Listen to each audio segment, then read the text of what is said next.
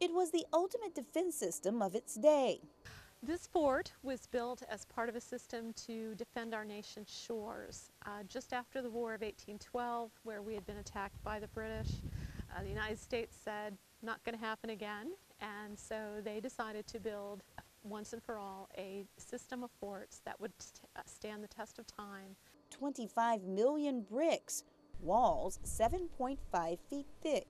Even though this fort was built between 1829 and 1847, once it was finished, it was state-of-the-art. No troops were placed in this fort. It's not until the Georgia governor in 1861, Joseph Brown, sends Confederate troops here to take this fort for the state of Georgia. It sits at the mouth of the Savannah River on Coxborough Island, providing a breathtaking view of the Atlantic Ocean. Scenic salt marshes covering much of its 5,600 acres. The island in the distance with the white beaches, that's Hilton Head Island. And it was from there that the Union actually set up a base to send troops to tie the island to make it advance on Fort Pulaski. A moat once used to protect the structure from enemy access, now providing a path of entrance for more than 420,000 visitors each year. Welcome to Fort Pulaski, where history is kept alive. Gloria Swift is a park ranger here.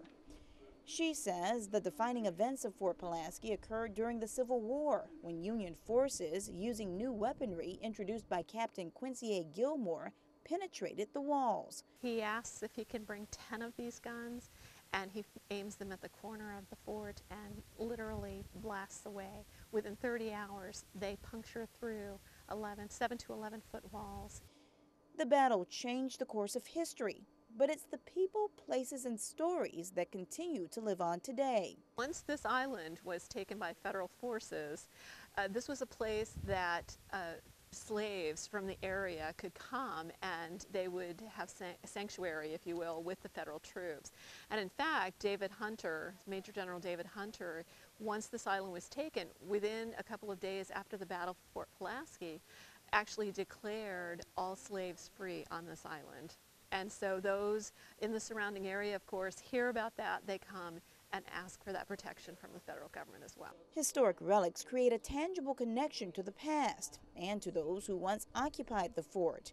These cells were used to hold Confederate prisoners, now known as the Immortal 600. They were not given any mattresses or pillows or blankets. They had no fires to speak of to keep warm. This photograph tells yet another story, believed to be one of the earliest pictures taken of a baseball game. On that very field still stands a fig tree, planted by the lighthouse keeper shortly after the war ended. It's stories like these, oral treasures blended with physical artifacts, that have become a part of this national monument, serving its purpose to preserve our past.